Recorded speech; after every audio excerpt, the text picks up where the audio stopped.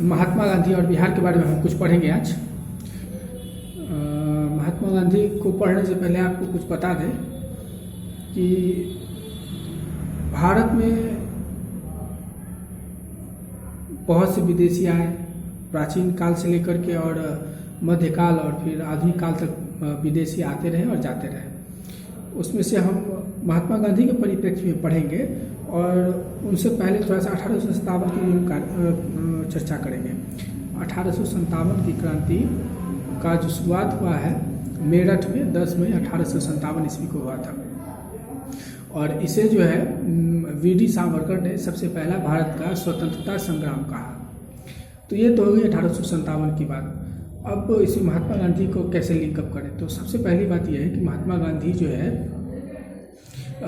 भारत के स्वतंत्रता में बहुत बड़ा अपना योगदान दिए थे और उन्हीं के सहयोग से और बहुत क्रांतिकारियों के सहयोग से हमारे देश को आज़ादी मिली और आज हम स्वतंत्र हैं। आज़ादी तो हमें सन 1947 ईस्वी में 15 अगस्त को मिला, लेकिन ये जो आज़ादी थी हमको विभाजन के रूप में विभीषण जैसा एक विभीषिका का सामना भी करना पड़ा, लेकिन हमें 15 अगस्त को आज़ादी मिल गई और उससे पहले 14 अगस्त 1947 को पाकिस्तान को भी अलग किया गया था मेरे देश से। और इसी बीच जो है हम गांधी जी के बारे में थोड़ा सा पढ़ते हैं। महात्मा गांधी का जन्म 2 अक्टूबर 1869 ईस्वी को हुआ था। उनके माताजी का नाम पुतलीबाई था और उनके पिताजी का नाम करमचंद्र गांधी था और उनकी पत्नी का नाम कस्तूरबा गांधी। इनके 4 पुत्र थे और एक पुत्र को उन्होंने गोद लिया था, जो अपना पुत्र तो नहीं था, परंतु उन्हें अपना पुत्र जैसा ही प्यार और स्नेह देते थे और उन्हें अपना ही पुत्र मानते थे महात्मा गांधी। आगे हम चलते हैं। महात्मा गांधी की जो उच्च शिक्षा हुई है विदेश में हुई है, लंदन में, और उन्होंने बैरिस्टर की पढ़ाई करी और उसके बाद महात्मा गांधी लंदन से दक्षिण अफ्रीका पहुंचते हैं और वहां पे टॉल्स्टॉय आश्रम का स्थापना करते हैं और वहीं पर फिनिक्स आश्रम का भी स्थापना करते हैं। महात्मा गांधी को दक्षिण अफ्रीका में बहुत से काम करने का अवसर प्राप्त हुआ और हमारे देश के जितने भी वहाँ पे मुसलमान वर्ग या फिर जो व्यापारी वर्ग थे दक्षिण अफ्रीका में, उन्हें अत्याचार सहना पड़ रहा था अंग्रेजी सरकारों से और दक्षिण अफ्रीका की सरकारों से। तब हमें महात्मा गांधी ने वहाँ पर जाकर के भारतीयों के मदद की। सन 1915 ईस्वी को महात्मा गांधी भारत आए और जब महात्मा गांधी भारत आए तो महात्मा गांधी के भारत आते ही उनकी चर्चा चारों तरफ फैली हुई थी और उनसे मिलने के लिए देश विदेश के लोग उनसे देश के एक एक कोने से लोग आए थे उनसे भेंट करने के लिए, देखने के लिए। आगे बढ़ते हैं। उस टाइम में भारत में अंग्रेज़ों का शासन था और अंग्रेज़ी हुकूमत हमें इस तरह से जकड़ रखा था कि हमें अपनी आज़ादी भूल गए थे।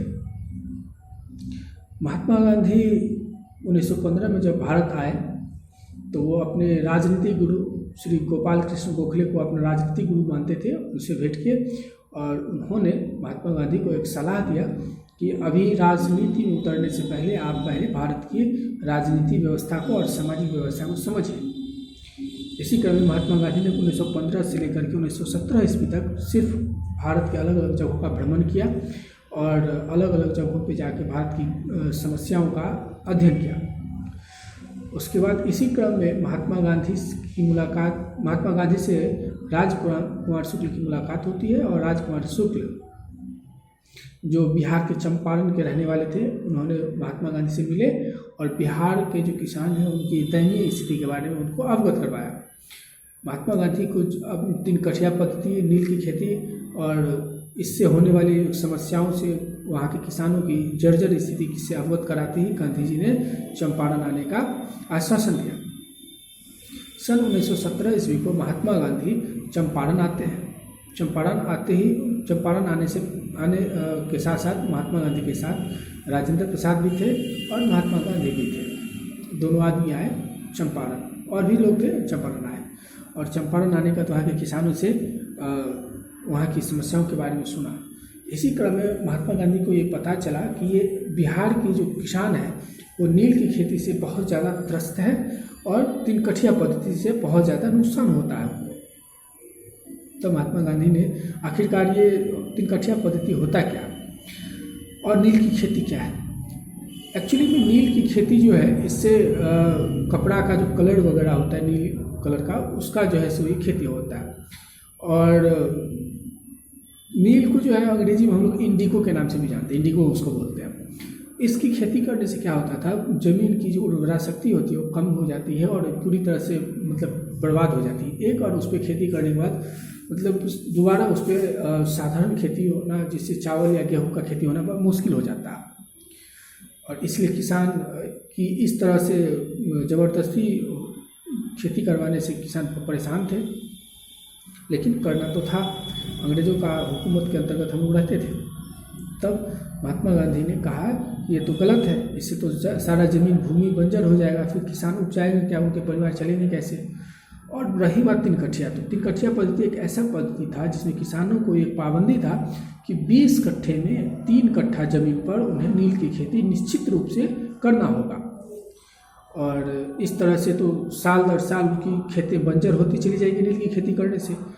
तो ये सुनने के बाद महात्मा गांधी पहुंचते हैं और लोगों, जितने भी किसान हैं सारे लोगों के साथ एक मंत्रणा करते हैं और कहते हैं कि कोई भी व्यक्ति, किसान जितने भी, कोई भी नील की खेती नहीं करेंगे और कोई भी जो है किसानों से टैक्स जो है नहीं मांगेगा अंग्रेज से, और अगर मांगे तो उनको नहीं देना है।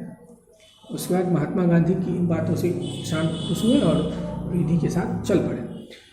यह बात जब अंग्रेजी कमिश्नर को पता चला, हुकूमत को पता चला, तो उन्होंने महात्मा गांधी को जहाँ से जाने को कहा, परंतु महात्मा गांधी ने कहा कि ये तो मेरा अधिकार है। हालांकि वो भी वकील थे, बैरिस्टर थे, लंदन से पढ़ के आए थे, तो उन्हें तो बरगलाना मुश्किल था।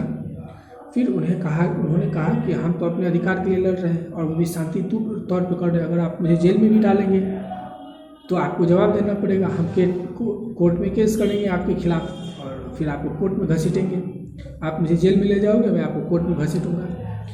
तो अंग्रेजी हुकूमत समझ गया, अंग्रेजी जो थे इंस्पेक्टर समझ गए कि अरे ये तो बहुत ये है। फिर महात्मा गांधी को जेल भेजा भी गया, परंतु उन्होंने अपनी जिद पे अड़ा रहा और फिर उन्होंने कोर्ट में केस किया। फिर महात्मा गांधी ने जो केस किया वो जीते और फिर वहाँ के जो जज ने ये फैसला सुनाया, कोर्ट ने फैसला सुनाया कि ये जो तीन कठिया पद्धति है और नील की खेती है, इसकी क्या स्थिति है उसका पता किया जाए। जांच में पाया गया कि निश्चित तौर पे नील की खेती से किसानों को बहुत ज़्यादा हानि होती है।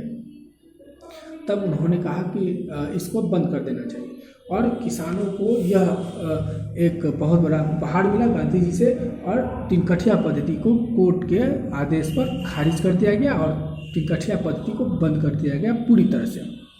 तो ये तो गांधी जी की पहला सत्याग्रह भी माना जाता है, चंपारण सत्याग्रह। तो महात्मा गांधी चंपारण कब आए थे, तो 1917 ईस्वी को चंपारण आए थे, राजकुमार शुक्ल के बुलावे पे, निमंत्रण पर। इसी क्रम में हम लोग आगे बढ़ते हैं। तीन कठिया पद्धति के बाद महात्मा गांधी की जो रफ्तार है, सत्याग्रह है, रुका नहीं। ये चर्चा देश में हर जगह फैल गई। फिर खेड़ा सत्याग्रह हुआ और फिर जो है एक अहमदाबाद सत्याग्रह हुआ। अहमदाबाद सत्याग्रह में क्या हुआ, अहमदाबाद में एक मिल था, मिल मजदूरों ने और वहाँ पे प्लेग, अहमदाबाद में प्लेग बीमारी बहुत चरम पे था, प्लेग बीमारी फैल गई और उसमें काम करने वाले जितने भी मजदूर थे बहुत परेशान थे घर की स्थिति को संभालने में। तब मिल मजदूरों ने वहाँ के मिल के मालिक से कहा कि मुझे वेतन बढ़ाया जाए या फिर बोनस दिया जाए मुझे, लेकिन मिल मालिकों ने स्पष्ट रूप से मना कर दिया कि आपको वेतन नहीं दिया जाएगा, बोनस नहीं दिया जाएगा, आपको इतने ही कम सैलरी में काम करना होगा। यह बात किसानों को सहने हुई, वहाँ के मिल मजदूरों को सहने हुई और वो सीधे गांधी जी से मिले और गांधी जी को सारी बातों से अवगत करवाया। गांधी जी ने कहा कि निश्चित तौर पे जहाँ पे आप 12 महीने जीवन अपना देते हैं वहाँ पर जीवन का, वहाँ पे उनको बोनस मिलना चाहिए। लेकिन मिल का मालिक ने उन्हें भी मना कर दिया और कहा कि नहीं, हम बोनस नहीं देंगे। यदि काम करना है तो करें, नहीं तो नहीं करें, हम दूसरे वर्कर को बुला लेंगे। तब गांधी जी ने कहा कि ऐसा तो नहीं चलेगा। फिर गांधी जी वहीं पर सभी जितने भी मजदूर थे, मिल के मजदूर थे, उन सबको लेकर के वहीं पे अनशन पे बैठ गए, धरने पे बैठ गए। तब वहाँ के मिल मालिक ने कहा कि हम आपके ऊपर में केस करेंगे, और उन्होंने गांधी जी के ऊपर में केस कर दिया। फिर गांधी जी पहुँचे, गांधी जी को कोर्ट में बुलाया गया। गांधी जी वहाँ पर गए, केस वगैरह लड़े, और तब उसके बाद जो है सो जज कोर्ट ने यह फैसला सुनाया कि ये सर्वथा अनुचित है, सर्वथा गलत है।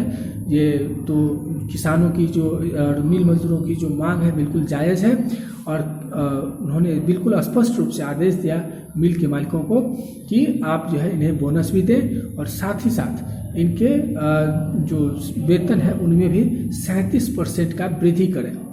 और ये पहला ऐसा मामला था आज तक के इतिहास में कि जिसने केस किया हो वही वो केस को हार गया हो। और इस तरह से कोर्ट के आदेश को मानते हुए किसानों को, अहमदाबाद के मिल मजदूरों को बोनस भी दिया गया, और उनके जो है वेतन में भी वृद्धि किया गया। ये तो हो गई महात्मा गांधी की दूसरी, ये भी 1917 में ही हुआ। उस वक्त खेरा सत्याग्रह हुआ। खेरा सत्याग्रह गुजरात में है। वहाँ पर भी कुछ किसानों के साथ अत्यधिक टैक्स अनुचित रूप से वसूलते थे वहाँ के अंग्रेज जेलर और अंग्रेज जो टैक्स कलेक्टर थे, वो सब मिल करके। तब महात्मा गांधी वहाँ भी गए, और वहाँ पर सरदार वल्लभ भाई पटेल भी गए, सब लोग गए वहाँ पे। और मिलने के बाद वहाँ पर किसानों की स्थिति से अवगत हुए, और वहाँ पे भी उन्होंने अनशन पे बैठ गए। और वहाँ पे भी अंग्रेज़ों के खिलाफ बहुत बड़ा आंदोलन हुआ, और किसान वहाँ पे जीत गए, और वहाँ के किसानों को अतिरिक्त रूप से जितने भी टैक्स दिए हुए थे उनको भी महात्मा गांधी ने वापस दिलवाया। साथ ही साथ अब दोबारा से अतिरिक्त टैक्स देने से भी मना कर दिया। तो ये थे महात्मा गांधी के प्रारंभिक 3 जो है आपको आंदोलन, जो सबसे पहले बिहार से शुरुआत हुआ था, और फिर देश की जगह जगह पे उनका आंदोलन होते चला गया। इसी क्रम में महात्मा गांधी ने और भी बहुत से आंदोलन किए, असहयोग आंदोलन किए, सभी ने अवज्ञा आंदोलन किए। उसके बाद उन्होंने नमक कानून भी तोड़ा, है ना, करो या मरो का नारा भी महात्मा गांधी ने दिया। और इस तरह से महात्मा गांधी ने चंपारण सत्याग्रह तो हुआ ही, साथ में उन्होंने कई और भी सत्याग्रह किए, जिसमें एक जो है आपको नमक कानून, अंग्रेज़ों का नमक कानून तोड़ना भी एक बहुत बड़ा ये था, सराहनीय कदम था।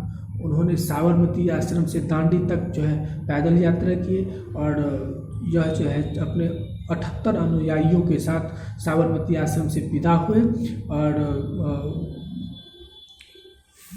वहाँ पे नमक कानून को तोड़ पहुँच करके फिर महात्मा गांधी दांडी तक जाकर के वो उसको तोड़ दिए नमक कानून को। महात्मा गांधी यह जो दांडी यात्रा है 24 दिन तक लगातार उन्होंने पैदल चला, और यह जो है सो लगभग जो है 20 किलोमीटर डेली 10 किलोमीटर प्रतिदिन चलते थे, लगभग 240 किलोमीटर तो वो पैदल चले। 6 अप्रैल 1932 को उन्होंने पैदल ये कंप्लीट किया, और वहाँ पे नमक बना करके, समुद्र के पानी से नमक बना करके नमक कानून को तोड़ दिया। और महात्मा गांधी के इस कदम के सराहनीय कदम को देखते हुए देश के अलग अलग जगहों पर भी नमक कानून को तोड़ा जाने लगा। और भी है सविनय अवज्ञा आंदोलन, रॉलेट एक्ट के विरोध में हुआ। उन्होंने अपना बहुत से उपहार जो थे, बहुत से उनको जो है मिला हुआ था पद, उन्होंने उस सब का त्याग कर दिया।